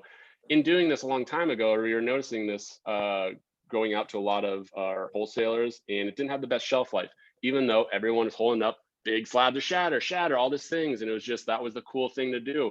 And I'm sitting there like, this isn't, I'm smoking it and like you smell it, smells all right. But then I'm whipping up batter. Batter has way more terpenes, way better shelf life. So we're sitting there, I can make shatter, I can make batter. It's the same input materials. Why I'm going to make this inferior product, which I think people, that was the trend at the time, when I can make this higher, this better tasting, more robust, more flavonoids, more prevalent smells of what you're trying to go for, better shelf life. I mean, much better shelf life. Why would I make the shatter? So as a group, we made a decision in Arizona, we're gonna stop making shatter. And I will say this, a lot of people followed that trend. You're not gonna find a lot of shatter out there. It's referred to as a lower end concentrate now and sold for cheaper. So, besides their batteries, you can have waxes, honeycombs, crumbles. Like I said, it's just manipulation of that BHO. Rosins is a whole other subject with the solventless extraction. So many different products. I think that's, thank you, Jared. You're a wealth of knowledge as well, sir. There's so many different products. And I think hearing that, having the exact same starting input, and you can choose which direction once you dial it in, once you've done a lot of those practice runs, and you'll know with it that experience that is gained, and you really only get that through experience. It's another, that's the art piece of it. Yeah, Caleb, before you get to your next subject, time out here for just 1 second. Yep. I'm listening to Jared, and I'm intensely focused, and I'm barely picking up everything he's throwing down. So I don't want anyone out there to feel discouraged about going through this process. There are Jareds out there. There are Matthews. There are Katarinas. There are Dr. Georges out there to help you with your dreams of getting involved and working towards a license or a business. These guys are artists, they're scientists, they're experts. And my God, Jared, I've never heard you speak at this length. I'm just like, this is just like throwing me. I'm really impressed. But just, keep this in mind. We're giving you a high level overview, stuff that you should know, but don't worry if some of this stuff seems a little complicated, because there are consultants and groups out there to help you. And hopefully if a social equity applicant contacts one of you guys, I know you have non-competes and you're working with organizations, Drip and Kindred, fantastic organizations, but please, give them a few minutes of your time. And Matthew, a great course for a social equity applicant coming into this market would be to find somebody like yourself from another state with a level of expertise or something that's not available in Arizona, and work with you and partner with you. Because I mean, you guys are just amazing. So sorry, I just had to input that. Caleb, go ahead, back to your next subject. It's Sorry. a lot of information, and it's really of knowing that having the experts, that this is after decades of experience and trial and error, and didn't mean to do that moments. Yeah. That has gotten to this point. I mean, this is like, high level stuff, and we're targeting a crowd that's supposed to be learning. And we brought in like Henry Kissinger, Bill Clinton, Hillary Clinton to teach about politics to a bunch of third graders, not that anyone's a third grader, what I'm saying? It's just like, wow. This is very detailed, and there are a lot. We could speak on this for weeks, months. Wow. Matt, I want to get your perspective before we move on to the next topic of what are some of the products that you're seeing more so with some of the clients that you've developed, and just briefly on kind of how the evolution you've seen out in California. Yeah, absolutely.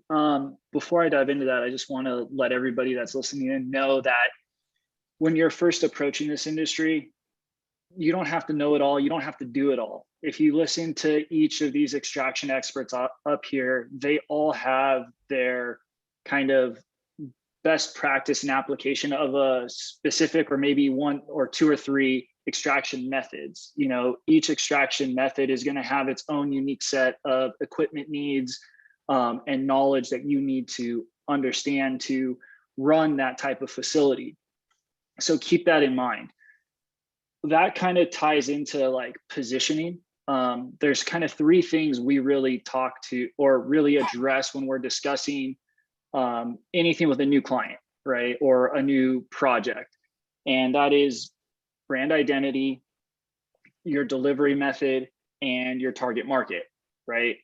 What are you trying to produce? Who are you trying to get it to? And we kind of back into it from there, because we believe that longevity is tied to the alignment of those three things. And that is both from a B2B standpoint, as well as a business to consumer standpoint, right? Like your brand needs to align with your target market, and the way you're providing them whatever concentrate or delivery method needs to align with them. So, we find that as the consumer becomes more and more sophisticated in understanding the science behind some of the products that they're seeing on the shelf, they may gravitate towards one or another. You may not find someone who's looking for a very holistic experience, quote unquote, holistic experience, go and pick up a BHO oil. They may tend to do an ice water hash or a rosin because the extraction method is utilizing ice and water, right? It's a much more natural process, so to speak. And then on the other side of that, on a B2B standpoint, you're going to want to look at, do you want to be that brand? Do you want to go and compete on the shelves with other brands and try to capture that consumer's attention? Or are you going to be a mass producer of a specific type of concentrates? Are you going to, perfect the BHO angle and kind of wholesale those to people who want to do brands and be the support system behind them? And these are some of the evolutions that we've seen here in California as the market has grown, become a little more mature, and the consumer becomes more sophisticated. Thank you, Matt. Thank you. It's a great information on the evolution and really thinking about where you want to be in the marketplace and how that's going to drive your decisions. I mean, ultimately, that's where you're trying to enter in business and see, where do I fit within this marketplace? And you don't have to do everything. That's one thing that I found from a lot of companies and clients that I've consulted with, is that the ones that are successful they focus in on their core areas, that this is what I want to do and I want to do it well. and then look at expanding into multiple products. I mean, I guarantee Katerina, Jared, you guys were not making the wealth of products that you are now. When you started, you had this one. Okay, this is working well. Let me expand and let me go from there. Okay, so I know it's been touched on a couple of times, so I just want to pull up for a few seconds on the presentation. So the word's been thrown out here a couple of times, decarboxylation. So this is a very important process to extraction. So I want to pose to the panelists on what decarboxylation is and what is happening. Like what is that process? So I'll just pose it. So if whoever would like to answer. Go ahead, Jared. I'll dive right in. That's pretty simple in nature what we're talking about, but decarboxylation is simply the removal of the CO2 group from the THC molecule. So we're going from THCA, which that A is the acidic carboxyl group. Or at a certain temperature, it vaporizes, it falls off, and we have THC, which is edible ready. It's ready to be consumed. THCA, when it's naturally grown on the plant, when you apply heat to it, it's converting to THC instantly from that heat. So that's where we get the vaporation in our lungs, and that's where we get the medication from. Furthermore, you see decarboxylation most when an edible brand is trying to decarboxylate their oil to make it orally active. There's a multitude of ways to do that.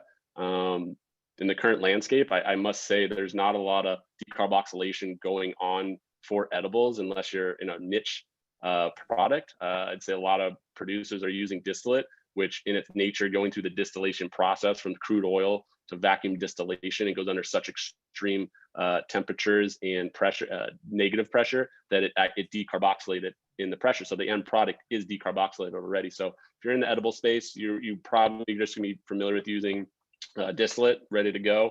If you're using RSO for edibles, I think twice. There's a variety of other ways to get to a more finer niche product, but ultimately it's going to be a more higher expensive end result. So not necessarily the wisest choice for the most producers. So yeah, little intro. You're on mute, Caleb. Yeah, what about you, Dr. George? Well, I was looking at that table that you provided in the slides. That's about right. The temperatures and timing mentioned in there is correct. The bigger dilemma is, do we decarboxylate before or after the extraction, or is that matter at all? In a lot of cases, decarboxylation is done after the extraction. That's because usually with ethanol, CO2, you don't really need to decarboxylate. You get all the acids out there, and you can use in order to activate your oil, you decarb it. But what happens if you decarb it before that? So those acids that they convert to light alcohol, so that's oxygen group that disappears. That's something that creates lower polarity on the group. So then you can speed up your extraction. So if you convert before your extraction, especially for the non-polar solvents, that helps the process to speed and to achieve higher yields. That's very often used in the hydrocarbons and into even CO2 to decarb before that, if you want to increase the speed and yield. Unless you want to make some of the acid products like shatters and wax, you keep that decarboxylation out of the picture. But yeah, that's everything's correct what Jared said. What is important to notice over here is, yeah, is your process doing the flour or extract is better? Because sometimes having the extract, you may also convert THC to CBN, which you don't want to do, and some other side effects. Katerina, I want to hear from you about decarboxylation. I know with your focus being in CO2, about how does that happen in that process, and yeah, just to explain a bit about that and how that ties into the products that you're making. Yeah, we actually decarb at the end. So it's, you know, I think the process is pretty simple. You know, THCA gets converted to THC through heat, and CO2 is given off. But yeah, that pretty much has already been said. So, but yeah, we use most of our decarbed oil for our capsules for our Kindred brand. Nice. And is there any specific like unique methods on decarb that you use? Certainly don't want you to disclose anything proprietary, or is it just kind of a standard? No, not you know anything, not a new method or anything out there for the decarb process. It's pretty much you know, simple process, and I don't think there's anything that's going to be changed too much with that process. So nice. All right. Thank you. Okay, so I know we've had a lot of science and art and some pretty deep conversations on all the different extraction methodologies and different types of products. And I think the one thing we've learned is that there's a lot of different methods, there's a lot of different products, and helping to find your niche and helping to get the right team behind you to help guide you and learn from all of our experience. So that kind of brings us into the last main topic of our presentation today, which has to do with Prop 207 compliance. So one of the things that we've seen is that there are going to be some specific restrictions and requirements on what types of packaging is going to have to happen at the retail level. And some of the things that we've seen from other states also about restrictions on what types of products, what they can look like. We've seen quite a few of those happen. So I would love to get perspective. Let's see, Matt, I'll go ahead and call on you. Some just perspective on some of the compliance things that you've seen and how you help your potential clients to ensure. Yeah. And Caleb, maybe we should also, focus on Jared Kindred and Katarina Kindred and Drip, because they had to make some major adjustments to their brands and their products, switching from medicinal to adult use and et cetera. So, I mean, I don't think Matt knows too much about 207 though, but go ahead, sorry. Yeah, no worries. We look at a lot of states and, there's multiple aspects of compliance when it comes to a final consumer good. We look at what the labeling requirements are, right? Some states have unique symbols that need to be incorporated, specific language, text size, as well as testing and compliance information related to the product, the originator of that product, and then also the actual packaging itself. Today, I want to say 5 years ago when child resistant packaging was being explored for this industry out of Colorado and Oregon, it was a pretty primitive idea. There weren't a ton of options, and now there are so many turnkey options at your disposal that are relatively cheap. If you want to go to a company like Kush Bottles or Green Lane, those are off the counter options for any SKU that you could produce. And usually for a startup, that's the most cost-effective way to go. They can create customization for you, incorporate logos, design, stuff like that, as well as, kind of beautify the labeling aesthetic of the compliance. When we first rolled out here in California, I remember, like companies like Beazle and ourselves, we had, a small little package that probably 80% of that package was covered in labels. And you had your Prop 64 label, you had your Prop 65 label, you had the tamper evidence seal, and then it had to be child resistant. And you're like, whoa, how's all this happening? And now it's become much more refined to where you can find something that looks good, that's cost effective, that will fit the identity of your brand, and that you can, really lean on. If you want to be more sophisticated, there are companies that specialize in custom designs for child resistant pre-roll packs or a child resistant cartridge container. That gets very pricey because you start dealing with customization and molds and MOQs and stuff like that.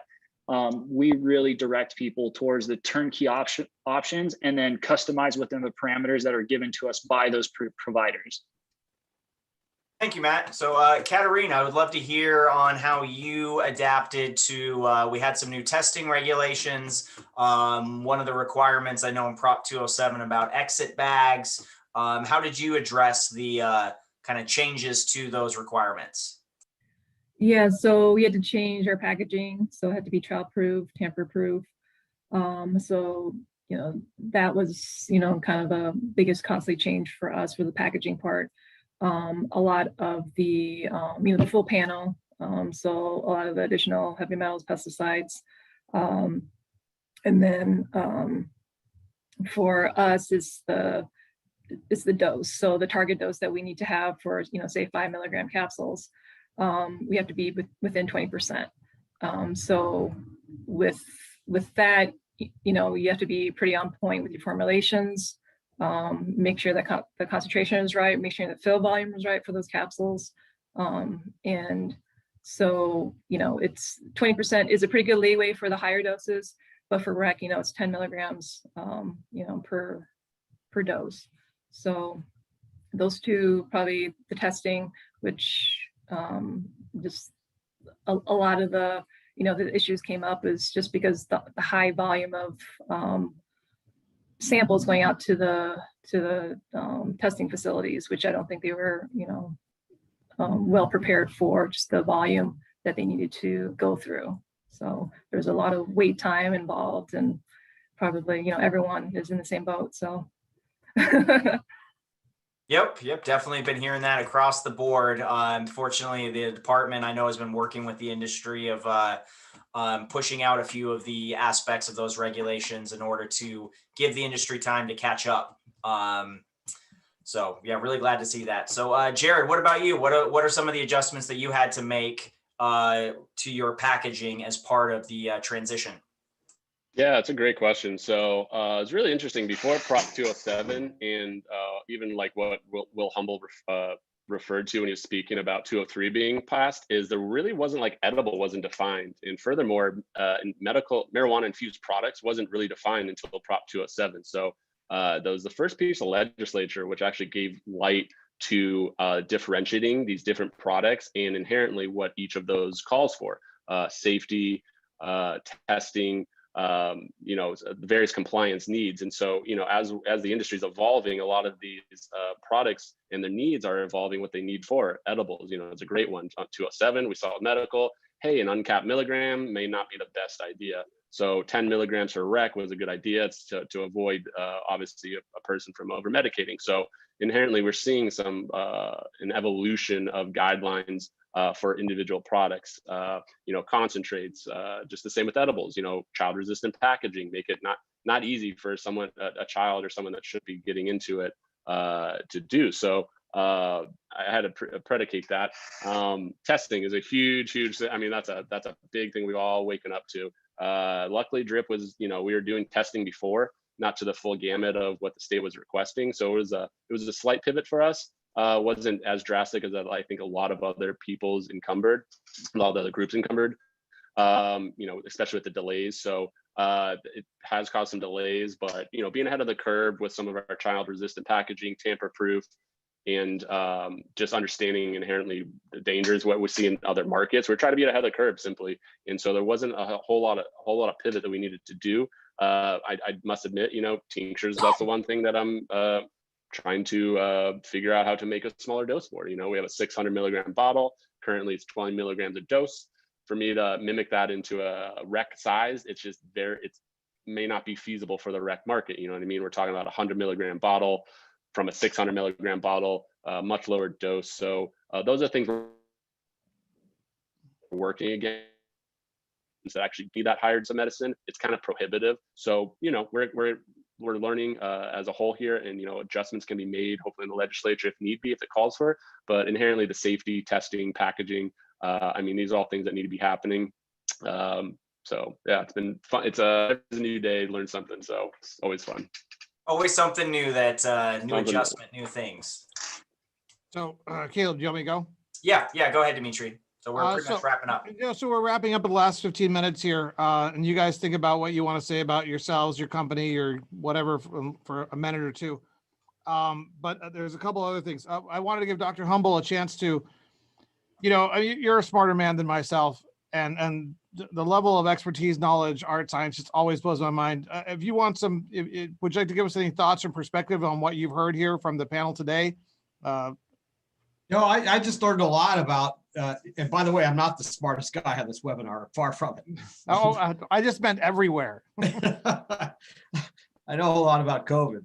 No, I think I was really interested to hear about that. And I'm glad that you got at the end to some of those compliance pieces around making sure that the concentrations are what you are, they're accurate, so that when the packaging goes out for those edibles, especially, so that the doses are accurate, so people know, okay, this is 10 milligrams. So I'm glad you got that. That was the area I was really interested in hearing about. And you touched on it at the end about the challenges with respect to testing under the adult program and what's been required. Is that a real barrier these days for businesses to, if the testing capacity isn't there, you're running into big backlogs? How big of a problem is that? Jared, did you want to say something? I would love to answer this question, because this has been the bane of my existence for the past 3 months. So inherently, the nature of the law, it's right, it's correct. We should be doing testing. How it actually was rolled out was not the best way. We rolled out with 6 labs. A lot of them weren't even accredited. A lot of them were outsourcing their testing to other labs. So, it's pretty much like, it's telling everybody in the industry, you got to go shop with these people now, and you give them one line. So the line's backed up, and there's only one cash register. It's a way to think about it. The demand of how much product there's in Arizona is overwhelming for these labs. I mean, it simply was it was unfair to everybody involved, and more so for the patient, because what it actually did was cause massive delays. I mean, I have emails from labs talking about 4 to 6 weeks. My machine just broke. You go to this lab, I have to go test with another lab. I can only do this test. It really caused delays in getting medicine out to the people. That we do get a clean conscience of mind, knowing that medicine that is going out is tested, is clean. These labs are doing the best of their abilities, but I really think that it was they didn't have the best foot to step off onto. So we are still encumbering issues with the labs. You know what I mean? They do their job, but there's a small gray area of difference between the labs and us, of what we're doing and what they potentially are saying, and what their capabilities are. There are a few labs that are doing a great job. We're getting faster turnaround times, but overall it's been a little bit of a mess to get through. I think we're getting better. There's some other people getting on board, some labs, but long story short, it definitely caused some issues in holding up product getting out to the patients. I think we're getting better of that.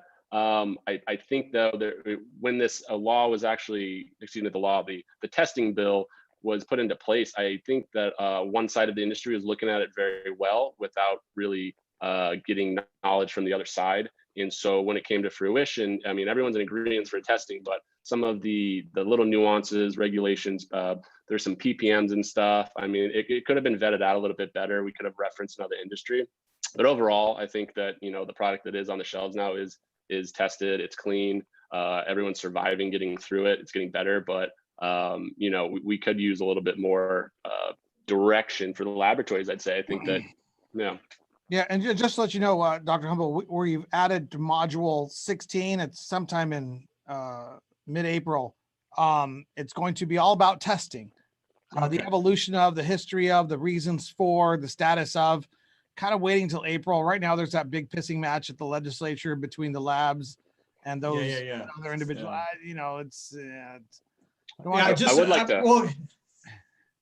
I'd like to add one more small thing. Yeah, just real quick, just from a craft producer like ourselves, where we do small batches, it was really, really pivotal to change and how to redo things, because the small batches, how we were actually extracting them and putting them out, really wasn't financially viable after that. When we're talking $600 to $900 per test per batch. I mean, when you talk about per batch, you're talking about a strain of batch of marijuana at one time in one place in one extraction. That's not the day of the extractions. You're talking about one column, one extraction, one pour off, which you do the math. I mean, anyone without pivoting or being able to consolidate their product line would have to go to business. So we did have to struggle a little bit as far as finding out what how to improve upon that and learn from the industry, because we're unable to do it any other way. So very interesting in that regards. For the testing, we're going to have 3 testing labs and 3 industry members. So I would love to have you, Jared, as one of them if you want to get in there. I probably used all the labs anyway, so I love it. Yeah.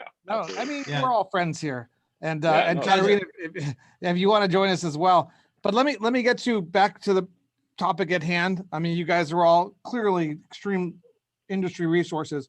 So I urge people to reach out to you guys directly for advice, especially on the topic of social equity. All of their emails are available on our website. Just come to the website. But just let's start closing it down. First question, resources, topics. Jared, you were talking about, how do you have a deep understanding, you learn this, you learn that, you learn, where's a resource except for Google, and Dr. George doesn't want to talk to anybody, everybody should just go to Google, he doesn't want any friends. Where is there a club? Is there a resource? Is there a website? What would you recommend to people that want to learn more about this subject? That's a great question. There's a variety of consultants on hand that are very specialized. If I wasn't so entangled in drip and what I was doing with here in the products, I'd be a candidate for that. But someone that's specialized in the industry that actually is operating in it is going to be your best person. There's a variety of consultants that are available. It's a little bit, tricky balance to find, because a lot of the best people are going to be tied up with NDAs and non-competes, and the people that don't have that, they're kind of freelancers. But there's a great handful of people on there. There's a variety of websites, there's classes, there's institutions and recreational markets like Colorado and California, where people can fly in, they can learn about the different extractions. But from a business owner, you're really looking for someone, an operator that's going to be able to be your extractor that you can learn through, or you're able to go recruit that person from one of these sources. But there's a lot of variety, much more options now for finding that person. Well, thank you. And we're Dr. Bobber is probably going to recruit you to teach a course at Scottsdale Community College. We'll get to her in a second. But Matthew, resources, where should people go? I'm a firm believer that your community is going to be your best resource, really leaning on operators in the industry within your state, people who have walked the path, whether it's 6 months or a year or 2 years. A year in this industry is like 5 in any other, because it changes so rapidly.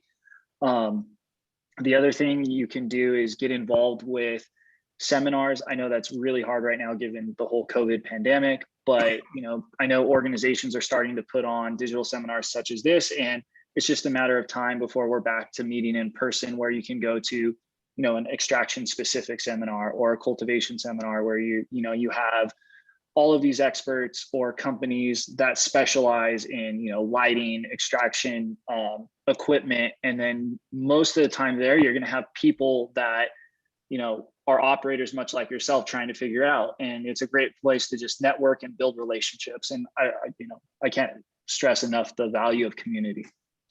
Yeah, thank you, Matthew. Thank you for being here. Thank you for helping, and thank you for educating. Katarina, where would you recommend before we get to the Dr. George and I's debate as to whether or not anybody needs friends or they just need Google? Where would you recommend? Yeah, I would say try to get experience with someone in the trenches. Just hands-on experience would be the best way, especially, if you're starting out. Yeah, well, thank you very much. And Giving Tree, of course, Lilac over there is a wonderful helper. She's one of the first people to step up for the community. So I'm sure some social equity applicants teams will be reaching out to her and yourself and your whole team to help guide them through this process. So we thank you for that as well. Dr. George, I know you just say Google it, but let's just pretend like we're human beings and we all have to interact together. Where would you go for resources and for knowledge? Is there a club? I see that I get quoted very often, but even I make a pancake on Saturday. I'm going to Google now to see any different recipe, because last time we talked about meat products. You can make even a cookie like 100 different ways. Of course, you want to go and see what others are doing. So Google was the best way. But now talking about extraction, you can go to Pure 5 extraction, and I've wrote about 20 articles there. I'm writing every other month article into Health Europe, into Terpene and Testing magazine. So you guys welcome to these are industry leaders into information. So we're trying to, at least I try to post into those places where people are reading for.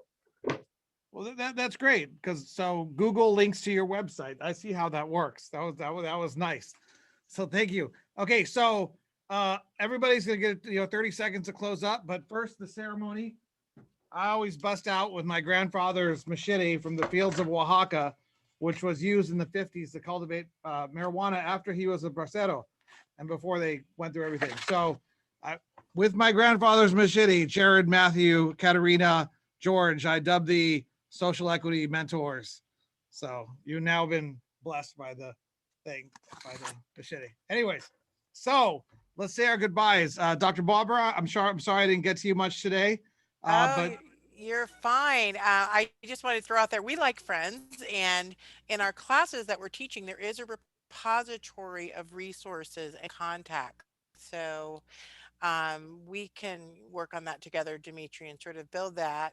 But I just want to encourage everybody, our classes are online, they're available to everyone across the country. And we also have a legal regulatory class that specifically does a deep dive in all of the areas of business legal wise. So 420business at scottsdalecc.edu is my email. thank you, Dr. Barber. We'll see you next week. Dr. Humble, any closing thoughts? Thanks for the invitation. I'll see you next Thursday. And thank you for helping us. You guys got to know that there's a team of individuals putting this together, and they're here every week. Hopefully Allison from Copper State will be joining us as well. And we'll be utilizing her skills, her imagination, her knowledge to improve this program. Caleb, any closing thoughts? Yes, just thank you for the panel. Thank you for your engagement. You guys are what make this so valuable for all of the attendees, and just hearing your experience and knowledge. And you guys blew me away. I mean, I knew I was going to learn a lot, and I'm surprised with how much I learned. I thought I knew a lot, and get reminded every day there's always more to learn. So thank you, everybody. Yeah, please reach out. My email's been behind me the whole time. Definitely can help with guiding a lot of these decisions as you're going through and just helping you to navigate. So we're here as a resource as well. Okay, so let's go Dr. George, then Matthew, then Katerina, and then Jared. So Dr. George, closing thoughts, take a minute, send us back to your website again. Well, thanks for the opportunity. We're equipment provider, and we developed certain methods to be different than everybody else. I'll be happy to see our equipment used in more and more products, and to create more and more products, and from more and more providers in Arizona. So any thoughts, I am available. Thank you. And he's the man that sells the machine that goes bing. Anyone? Monty Python Meaning of Life? No, my jokes are just not going over well today. Matthew. Yeah, thank you so much for having me on the panel. It really is a privilege to speak to this group of, social equity applicants. Really looking forward to, connecting with many of you. We are here to support you guys in any question, no matter how large or small it is. This industry is very complex and nuanced, whether it's, compliance and packaging or testing to high-level business decisions and partnerships. We're here to help you mediate and navigate, financial risk, legal risk. We work very intimately with Zuber Lawler. You can check out our website at www.yescannabis.us. You can contact us there, and then I threw my email in the chat. So anybody wants to reach out, please do. Well, thank you very much. And, the NCIA is using this as a model that they're going to replicate and do in New Jersey and Pennsylvania and whatever other jurisdiction needs social equity training, education for the applicants. So you guys might be contacted from individuals across the country. I think this is going to be a very popular one over the months to come. Lots of good information. Katerina, Giving Tree, Catatonic, Kindred, one of my favorite brands, Kindred. Thanks. Yeah, thanks for having me today. You can always reach out to me through email. If you're in Arizona, check out Kindred, Catatonic, Giving Tree Dispensary. Yeah. Well, thank you very much for joining us, and we look forward to seeing you on a future panel. Thanks. Destiny, anything administratively before we let Jared close it up? Just make sure everyone is signed up to the website as a social equity applicant student if you want the recording sent to you. That should get you all set there. And then actually I wanted to share next week's event, March 24th. We have a networking event that you also can turn on your camera and come and chat with everybody. That's 2 weeks. Oh, 2 weeks. Yeah, no worries. So again, well, thank you, Destiny. And Destiny makes everything happen at Meta. So just please contact her. She's overwhelmed already. So let's give her more things to do. I'm just kidding, Destiny. So everybody, thank you for joining us today. We'll be back next week. What's next week's topic? Anyone know? Caleb, do you know next week's topic? Hiring your staff. Yep, HR. A lot of HR stuff. That's going to be a lot of fun. And thank you, Weed Maps. I'm gonna let you close this up, Jared. You did such a great job. You're gonna say the goodbyes and see you next week, whatever. Thank you, Weed Maps. Thank you, Copper State. Thank you, Zuber Lawler. Thank you, Scottsdale Community College, and all the other. Oh, and thank you to our module sponsors, Grow America Builders. David, are you still here? I think we lost David, but it's okay. He had to run.